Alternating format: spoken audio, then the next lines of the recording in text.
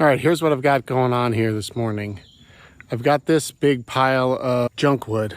It got started over the winter because my daughter's preschool had a tree fall in their parking lot. And I went and just cleared it up for them. And stuck it here, figured I would burn it soon, but didn't. And then got to the late winter and there was a burn ban, and then we had a really, really dry spring. Not that far from the woods. So it was making me nervous about burning this. So here's what I did. I made a fire ring with some cinder blocks. I've got this big water tank. This I think is a 275 gallon IBC tote. So this morning I just filled it up. It's got a giant valve there. It will empty really quickly if need be. And then I've got just the garden hose coming from the house. I never want to start any wildfires. Yeah, so this has been bugging me for a long time. Can't keep the grass from growing up. Critters want to live in there. It's ugly. So I'm going to try and get this thing burned, or at least start getting it burned today.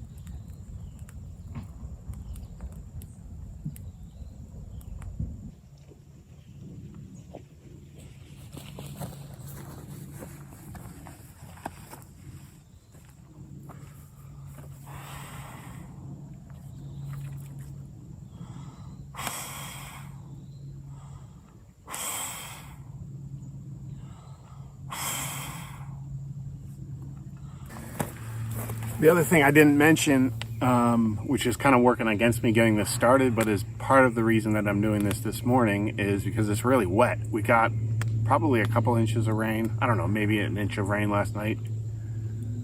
So everything's soaking wet. So that ought to work in favor of not setting the woods on fire. But it's working against me to get things started.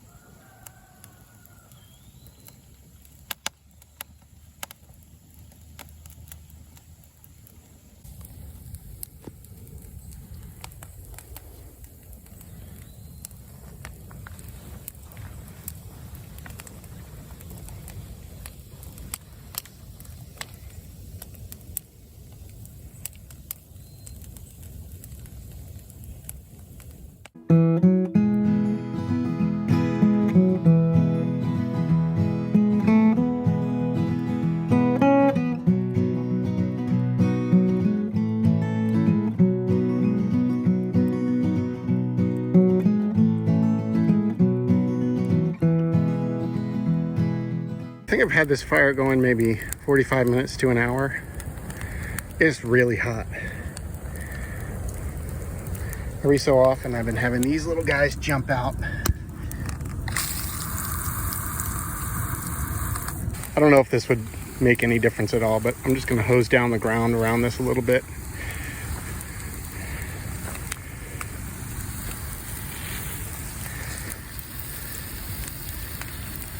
I don't know if you can see them on camera, but there's these little, well, not so little, kind of large flakes of ash coming off of this, which is why I've been procrastinating burning all this evergreen material. I don't know if it's pine or spruce or what, but it's, you know, it pops and it cracks and it throws off little crap and makes me nervous. But I think we're going to be okay.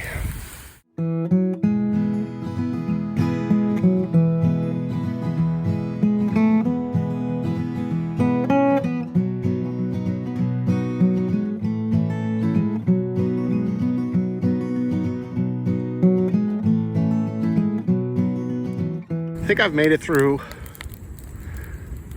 I don't know, maybe 20% of the pile. The other thing about pulling apart a pile like this is spiders love living in a place like this.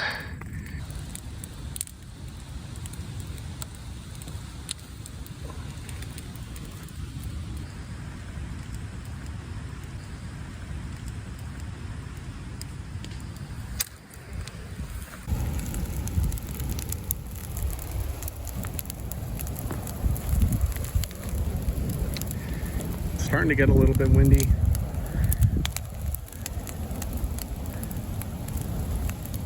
I'm gonna let it die down a little bit. Hoping it doesn't get too windy that I have to douse it, but we'll see.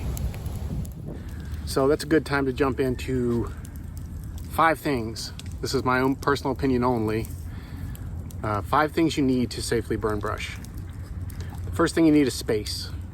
I'm out here. It looks like I'm on the edge of the woods, but I'm probably 60 feet from the closest anything. And that's what I would suggest. 30 to 50 feet minimum from anything. Structures, trees, landscaping, vehicles, your kid's playhouse. Just don't burn near stuff.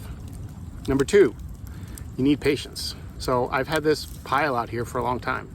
It's really been bugging me for a long time, but it hasn't been the right conditions to burn it. It was really dry, when the vegetation's all brown in the wintertime, and then through the late winter, early spring, local burn bans were in effect. Really dry spring, just hasn't been the right time. So right now you can see behind me, it's all lush and green. And we had a big rain last night, so the ground is more damp than it's been in months here. So to burn safely, you have to wait until the conditions come to you. Can't rush it. Number 3 is control. Don't ever assume you can regain control of an out of control fire. What you've got to do is set things up so that you can maintain control of the burn at all times. So you notice the pile is behind me. It would have been way easier for me to dump a little bit of gas on that, run a trail, 20 feet away and light it from there. And I've seen people do that. It's common. And I think it's so stupid. So I made a ring with cinder blocks. I started the fire very small, and I've been adding to it.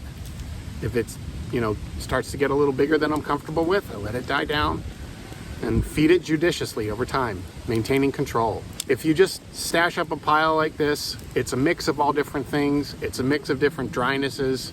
There's pine needles in there. There's all kinds of stuff. I mean, it's all wood, but all kinds of wood. If you just set it aflame, you don't know how it's going to behave. Set up circumstances where you can control the fire. Number 4 is attention. This is annoying because I like to be doing lots of different stuff. But I need to be out here paying attention to this fire while it's lit. That's the bottom line. I'm not gonna light it, go away, work in the house, mow the lawn, whatever. Going back to number 1, patience. Save it for a time when you can actually give it the attention that will keep it safe. And when I need to move on to other things, I'm gonna douse it. Drench it in water, rake it out, drench it in water again, make sure it's good and, dead, then move on. And number 5 is water. It's probably obvious, but you need a source of significant water volume just in case. So behind the camera, actually the camera is perched on the frame of this water tank that I have that's got a little shy of 300 gallons of water in it. It's got a 2-inch ball valve down at the bottom, and it will shoot that water out really fast. I also have the regular garden hose. We get a few gallons per minute. It's something like 50 psi coming off the well.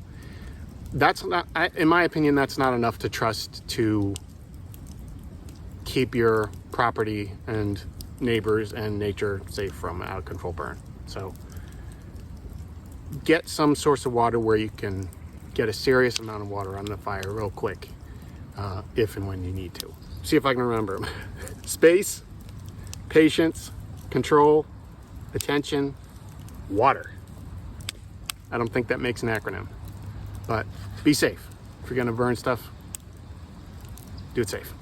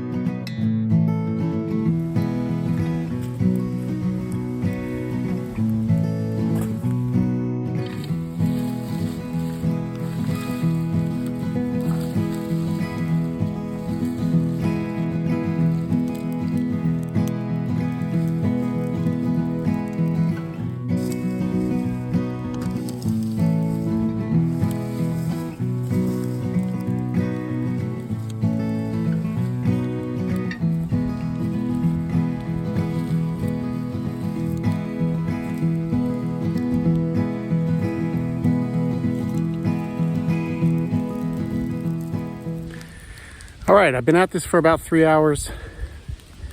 That's what the fire looks like. All the big stuff is in by this point.